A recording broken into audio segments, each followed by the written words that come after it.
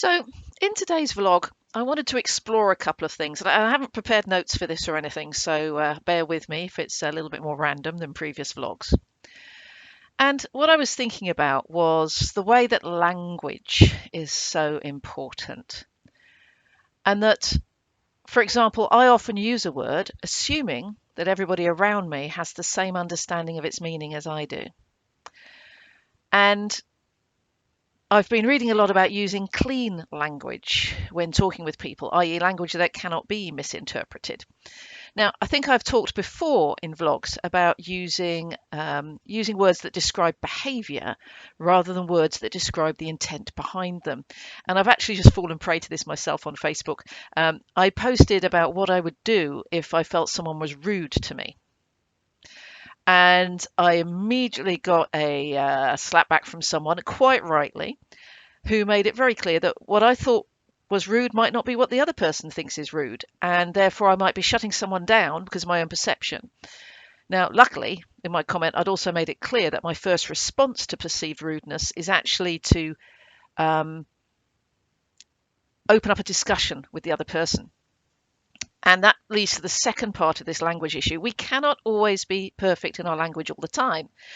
But what we can do is own it and invite exploration of these terms. So I said that when I perceive someone as being rude to me in a Facebook comment on a thread I've posted, for example, or on LinkedIn, I will then say, I appreciate the points you've made, so start off with a positive and look at the actual content and focus on that because that's the behaviour I want to model. I said, however, I did find a couple of your words or sentences challenging to me. They came across to me as, and I put rude in inverted commas, because being rude is a judgment. It's subjective. And it assumes intent as well, a negative intent. And I don't want to label the person with that. But I will say I found them challenging because they came across to me as rude. I'm sure that wasn't your intent, and I do appreciate your issues, but I'm wondering if we could have this conversation without using words and language like that. Now, to me, rude is something that's personally insulting and attacking. It's not related to the issue at all. So, for example, we were in a discussion and someone said, well, your opinion is worthless. You're a waste of space on this thread. Things like that. Now, that's a personal attack. Now, if you actually say that my opinion has no weight because of my situation in life or because of the context, or because I shouldn't be speaking as a cisgendered white woman on a discussion thread that's about something completely different that I have no experience of, that's absolutely fine and totally appropriate. Maybe I shouldn't be putting in my half penneth into the discussion. But if you start actually labeling me as worthless and a waste of space, and then start making assumptions about me, which you then add on and jump to conclusions about me, then that's where I'm going to draw a line and a boundary, and I'll express that. Now, most of the time what happens is when I say to someone, there are a couple of things in your comment I found were challenging to me because they came across to me as rude. Most of the time someone will say, well, that was not my intent. I apologise. But my point about ABC stands. And I go, absolutely, take your point. Thank you very much for that. And we'll move on and we'll have a discussion. Occasionally, we'll have a discussion about my perception of rude when someone says, well, why is it rude for me to say that? And yet earlier you made a comment very similar. And I'm like, oh, interesting. And we'll have a discussion about that. And very occasionally, the person will just respond with more rudeness, more personal attack. And that's where I draw the line because that's where my boundary is. Now, the point of this conversation is that by using the word rude, I'm using an unclean word because rude is a matter of interpretation. So I suppose my challenge for us as leaders, especially confident leaders, is how often do we really think about the language we use to express it in a way that doesn't also involve a personal judgment on the individual we're communicating with? So we have classic examples. We could say, you were late this morning. You're always late. Or we could say, what's the challenge with getting to the meeting on time? How can I help you? So that's a more convoluted example. It's more than a single word. But the way we say things can influence how people hear them. One can be seen as judgmental. The other can be seen as a neutral seeking of information in order to understand better. If in that comment I'd said, if I'd have stuck at, I find some of those comments challenging because they seem to be focused on me personally rather than the issue we're talking about, boom, that would have been clean. Okay, because I would have said, my judgment is, my interpretation is this. Maybe I'm misunderstanding. Let's stay focused on the issue. But by adding the label rude in, I kind of messed that up. So let's think about the language we use. A classic one is, I often hear from managers that they'd like me to coach one of their employees who's stuck and not achieving their full potential. But they say, so-and-so doesn't have any ambition. They're not ambitious, they're lazy, they're not a self-starter. And I'm like, well, all those things are tremendously judgmental statements. How do you know the person's not ambitious? Just because they're not scrabbling and fighting for the next promotion. So I say, well, what do you mean by not ambitious? What's your evidence for that? And they might say, well, there's been 2 promotions and they haven't applied for them. Great. So let's look at why they might not have applied. It might be a knowledge issue, a skill issue, or a confidence issue. Yes, I can definitely coach on those. I can't coach on ambition, but I can coach on those things.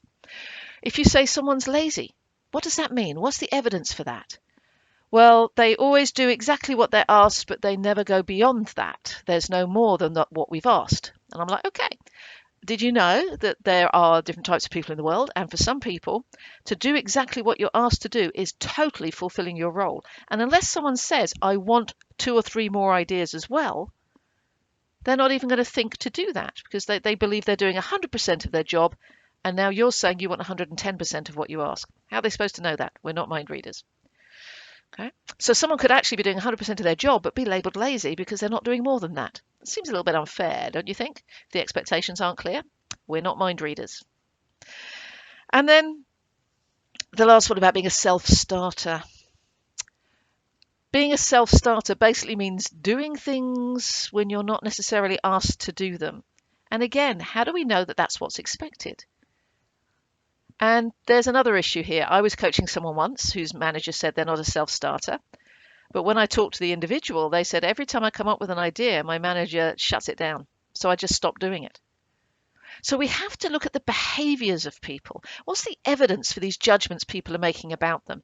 And coach to the behaviours and often the mindset and beliefs behind them.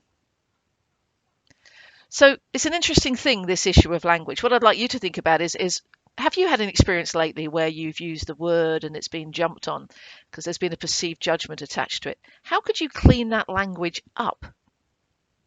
Now, this is one of the things I do when I'm preparing a meeting or a coaching session with someone. And it's one of the things I strongly advise people I'm coaching to do. So, for example, I was working recently with, let's say, Mary, and Mary had a boss returning from maternity leave and was a little bit unsure about what might happen in those meetings and how to make sure they got along well. So we actually sat down and she spent a lot of time preparing the language she would use when talking to the boss in order to not trigger any of those negative judgments that happened before, in order to present herself a certain way, and also in order to allow the other person to express themselves. So making sure we're using clean language. So rather than saying you're always micromanaging me, we could say, well, one of the things I've thought about is how can we make a plan so I'm giving you what you need in order to feel comfortable that I'm on track with my work. See, very different. So that language is critical. Now, in order to work with language, we need to be very clearly and firmly in our adult space. We can't be in our child space or our parent space. Otherwise, that is some of the key language. The parental language is picked up as judgmental. The child language is picked up as submissive and not engaging fully. So we really need to be in our adult space when we're coming up with the language we're using. If we stick to actual visible behaviors, that really helps.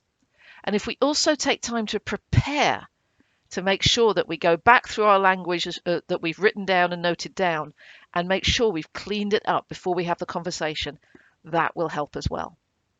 Okay, that's this week's Confident Leader Journey vlog. I hope you found it helpful. Any questions?